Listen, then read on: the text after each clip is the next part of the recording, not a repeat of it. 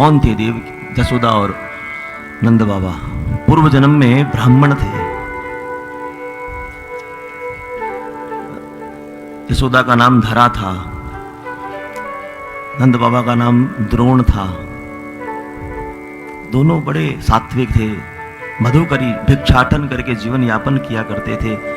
घर से अतिथि को भूखा नहीं भेजते थे, व्यवस्था कुछ नहीं थी, लेकिन जो मिलता उसी से अतिथियों का सत्कार करते थे। एक दिन अतिथि पधारे, द्रोण नहीं थे घर में, धरा अकेली थी। अतिथि आए तो घर में कुछ नहीं देने को, बोले महाराज थोड़ा विलंब होगा आपको सेवा करने में, हमारे पतिदेव बाहर गए हैं, थोड़ा सा आप इंतजार करें महाराज, प्रतीक्षा करें थोड़ी सी। ठीक है, लेकिन द्रोण नहीं आए, घबराई, अगर चले गए अतिथि तो सारा पुण्य ले जाएंगे। बोले महाराज आप प्रतीक्षा करें, मैं कुछ व्यवस्था करती हूं। कभी निकली नहीं थी बाहर घर से, पता नहीं था बाजार किसे कहते हैं, सामग्री लाने के लिए कुछ द्रव्य भी देना पड़ता है, कुछ पता नहीं था, कभी निकली नहीं बाहर।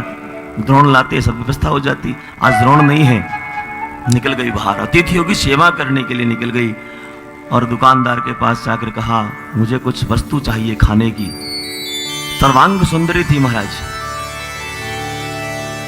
दुकानदार ने कहा कि द्रव्य देना होता है, और एक टक देखने लगा उस धरा को, बहुत सुंदर थी वो, समझ नहीं पाई वो।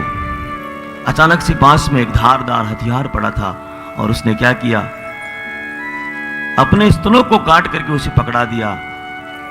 तुझे ये चाहिए क्या? लेकिन मुझे तो ये चाहिए, मेरे अतिथि भूखे बैठे हैं महाराज। स्त्री का सबसे सुंदर अंग काट करके दे दिया, किसके लिए? अतिथियों के लिए।